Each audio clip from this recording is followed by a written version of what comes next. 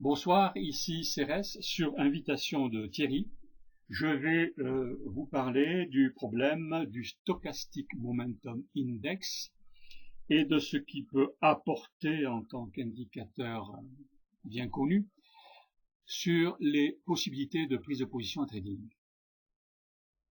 Alors, il sera envisagé seul, il sera envisagé SMI avec un time frame d'unité de temps 5 fois supérieur.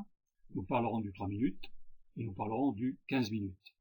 D'autre part, nous envisagerons également quel est l'apport du SMI ou des SMI aux méthodologies efficaces et avérées de Thierry, qui comporte l'appréciation des niveaux remarquables établis à partir des données du market profile et du volume profile, et d'autre part de son indicateur de spike volume.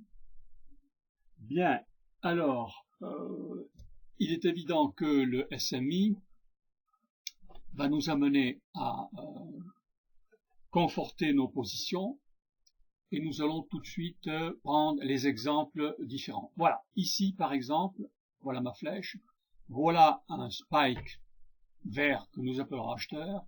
Nous constatons que ce spike tombe sur des zones de SMI qui sont ascendantes, tant au niveau du SMI 3 minutes qu'au niveau du SMI 15 minutes.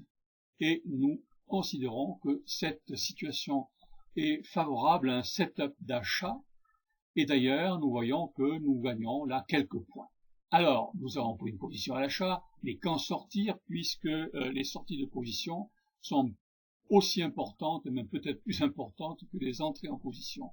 Eh bien, le SMI nous le dit, dès l'instant où le SMI court, et là nous avons la juxtaposition des changements d'orientation des deux SMI, dès l'instant où le SMI court change de position, il faut sortir, il n'y a plus rien à gagner dans ce setup. Je prends un autre exemple. Voici par exemple, voilà, nous avons ici un spike de prise de position à l'achat. Nous constatons qu'il tombe sur le SMI ascendant court et nous prenons position. Nous constatons également que le SMI long est en surachat et en quelque sorte en position en orientation ascendante. Nous allons rester en position tant que le SMI long, que voici, sera en phase de surachat. Et à ce moment-là, dès l'instant où il va changer d'orientation, nous reportons sur SMI court, et si celui-ci est en phase de vente, nous portons vendeur, et nous constatons que nous réalisons un gros gain très important. Donc, ce qui différencie cette prise de position ici de celle-là, c'est que le SMI court et le SMI long étaient d'emblée concordants. Prenons cette position maintenant où ça ne roule pas très fort. Ici, nous avons un SMI, un spike volume qui est à l'achat, avec un SMI court qui est en zone de descente, en zone rouge, avec un SMI long en zone rouge. Par contre, nous constatons que le spike tombe très près du changement d'orientation du SMI court. Eh bien, nous allons prendre position, non pas sur le spike, mais sur le changement d'orientation du SMI. Alors, surtout, je vais sur la verticale. Voilà, nous prenons position ici.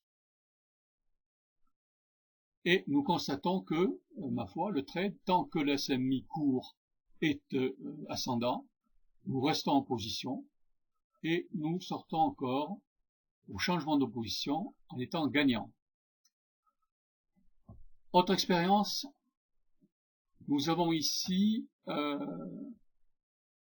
un SMI, un spike à l'achat. Malencontreusement, nous constatons que le spike tombe sur une zone descendante du SMI court. Nous attendons le changement d'orientation du SMI court pour prendre position. Et là, nous restons en position tant que le SMI court est ascendant. Qui plus est, nous pouvons également garder la position tant que le SMI long reste ascendant dans la zone de surachat et qui ne change pas d'orientation.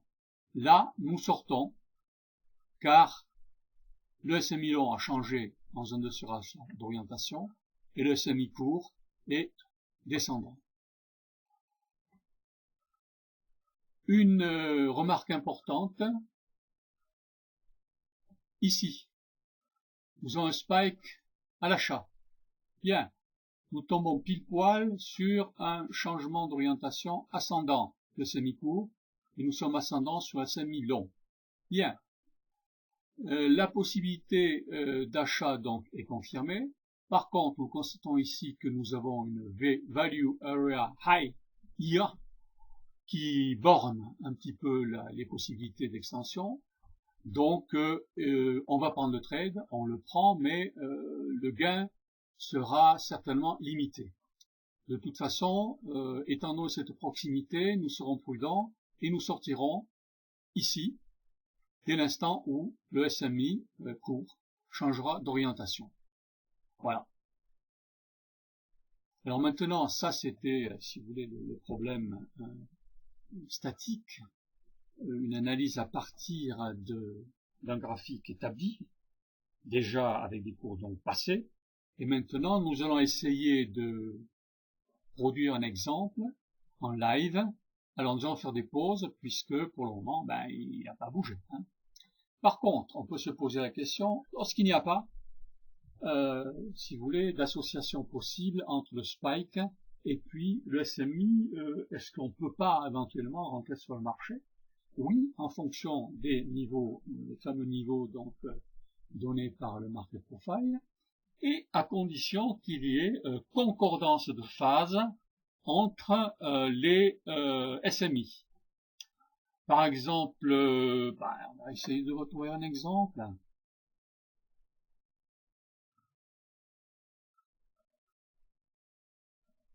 Nous pouvons entrer en position tout en respectant les niveaux donc de Thierry, dès l'instant où il y a concordance entre les phases du SMI court et du SMI long. Là, dans cet exemple, nous pouvons prendre position ici, au début de la concordance, sortir à la fin de la concordance, et nous avons un gain appréciable. Alors, que s'est-il passé? C'est que nous constatons que nous sommes là très près de la Bollinger, nous sommes très près de la value area low du jour, et nous pouvons donc continuer le trade jusqu'ici à la value area high du jour. Mais étant donné l'apparition de ce doji, nous sommes prudents et nous allons sortir. Eh bien, notre sortie est confortée par le fait que, ici, précisément au niveau donc du doji, il y a discordance, début de discordance ou arrêt de concordance des phases du PMSI court et du SMI long. Voilà. Donc là, on a mixé, si vous voulez, d'une part, ce qu'apporte le SMI, et d'autre part, ce qu'apportent les niveaux mis en évidence par Thierry à partir du market profile. Bien.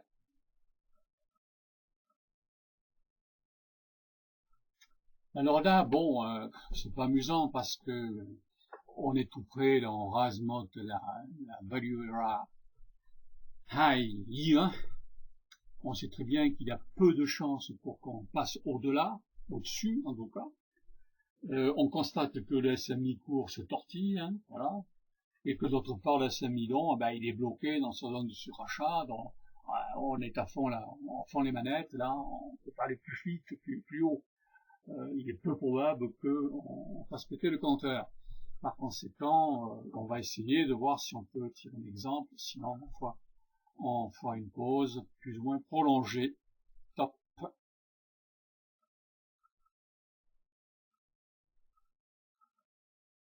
Ce que l'on constate, c'est que les deux Bollinger sont très rapprochés l'une de l'autre. Il s'agit probablement d'un squeeze.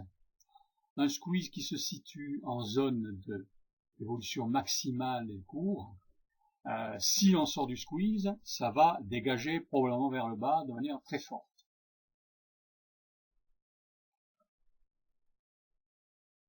Alors là, je me mets en position mentalement vendeuse, avec un stop un petit peu au-dessus de la value area high here, et j'attends.